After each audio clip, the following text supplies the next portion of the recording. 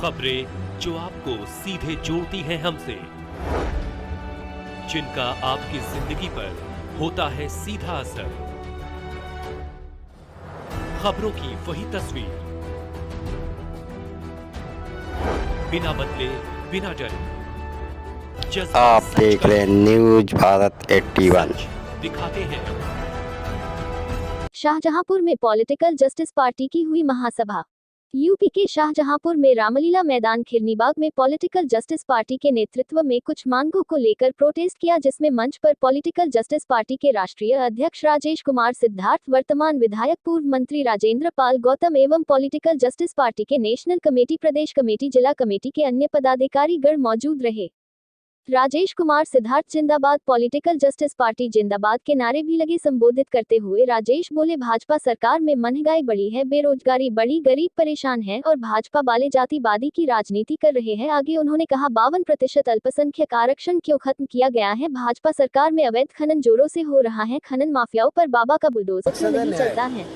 अभी समाज को न्याय नहीं मिल रहा। सुप्रीम कोर्ट की जजमेंट है एम नागराज वाले केस में। उन्होंने कहा कि सभी को एडिक्वेट रिप्रेजेंटेशन मिलना चाहिए, लेकिन इसके साथ एक सर्वे की ज़रूरत है, डाटा होना चाहिए। और पूरे देश के अंदर जाति जनगणना की डिमांड लंबे समय से चल रही है, लेकिन अनफॉर्चुनेटली अभी तक भी ओबीसी को उसकी जनसंख्या के अनुपात में हिस्सेदारी भागीदारी नहीं मिली है। और धीरे धीरे पूरे देश के संसाधनों को बेचा जा रहा है। पंचवर्षीय योजना में प्लानिंग कमीशन के द्वारा भारत सरकार ने ठेकेदारी प्रथा ला के 4th क्लास एम्प्लॉयमेंट को पूरी तरह बंद कर दिया। और ठेकेदारी प्रथा में जितना शोषण है आप उसका अंदाज़ा नहीं लगा सकते। उनको आधा वेतन ठेकेदार खा जाते हैं और दूसरे तरह का जो शारीरिक शोषण है वो अलग होता है। मैं समझता हूँ कि ये जो आज पूरे देश के अंदर पूरा विपक्ष एकजुट होकर हिस्सेदारी भागीदारी की बात कर रहा है, ओबीसी की जातिगत जनगणना की बात कर रहा है, वो बिल्कुल न्यायपूर्ण है। और ठेकेदारी प्रथा खत्म करने की जो मांग हमारे साथी कर रहे हैं वो न्यायपूर्ण है। और आज इस न्याय की लड़ाई को लड़ने के लिए जितना भी विपक्ष है पूरे देश का, उसको एकजुट होना पड़ेगा। जिस तरह सीबीआई, ईडी, इनकम टैक्स वगैरह का भारतीय जनता पार्टी दुरुपयोग कर रही है विपक्ष के पार्टियों के खिलाफ, उससे देख के साफ लगता है जैसे एक आदमी जो विधायक है उसके घर से 8 करोड़ रुपया मिला, उसके लड़के को 40 लाख रुपए रिश्वत लेते हुए ब्यूरोक्रेट को रंगे हाथों पकड़ा गया और उनकी जमानत तुरंत हो गई। और एक तरफ जो विपक्ष के लोगों को इतना प्रताड़ित किया जा रहा है, सारी जांच एजेंसियों का दुरुपयोग किया जा रहा है, उनको जेलों में डाला जा रहा है। ये इस तरीके से सब प्रजातंत्र नहीं चलता है। देश के संविधान को खत्म करने की साजिश भारतीय जनता पार्टी कर रही है। और जिस तरह वो लोग कहते हैं हिंदू राष्ट्र बनाएंगे, मैं पूछना चाहता हूँ, इसी तरह अगर सब धर्म के लोग अपने अपने धर्म के नाम पर राष्ट्र बनाने की मांग करेंगे तो भारत बचेगा क्या?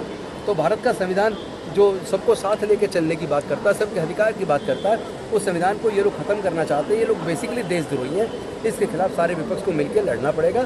उसी दिशा में पूरे देश में जाके हम पूरे विपक्ष को इन सामाजिक मुद्दों पर एकजुट करने का प्रयास कर रहे हैं। आम आदमी पार्टी कह रही है कि जो मनीष सिसोदिया और सतीश जैन को गिरफ्तार किया गया है, अच्छे कार्यों को रोकने के लिए भाजपा ऐसा कर रही है। ये तो पूरे देश में आप देख रहे हो, सारी ईडी, सारी इनकम टैक्स, सीबीआई, सब कुछ केवल विपक्ष के पीछे लगा रखा है। मैं कहता हूँ कि क्या बीजेपी ऐसी कोई उसके पास वॉशिंग मशीन है कि जिन लोगों के खिलाफ ईडी ने कार्रवाई शुरू की थी, इनकम टैक्स ने की थी, उन्होंने बीजेपी ज्वाइन कर लिया, वो सारे दुर्गे उनके पास, उनकी सारी कार्रवाई जांचें सब ठप हो गई। ये तो सबको दिख रहा है, पूरा देश देख रहा है, तो सबके सामने। बीजेपी के पास ऐसी कम्युनिटी छड़ी है जादू की, जैसे इन्वेस्टर यहाँ आ रहा है, यूपी में आ रहा है, पूरे प्रदेश में आ रहा है। कुछ पहले इन्वेस्ट हो जाने दीजिए, कुछ डेवलपमेंट होने दीजिए, कि फैक्ट्री खुले तो सही। ऐसे कोई हवा में बात करने की कोई रिजल्ट आने वाला नहीं है। आप देखिए जिस तरह का वातावरण पैदा कर रहे हैं, अगर ये नफरत का माहौल बनाएंगे, जाति धर्म के नाम पर उन्माद पैदा करेंगे, कौन इन्वेस्टर आगे इन्वेस्टमेंट करेगा?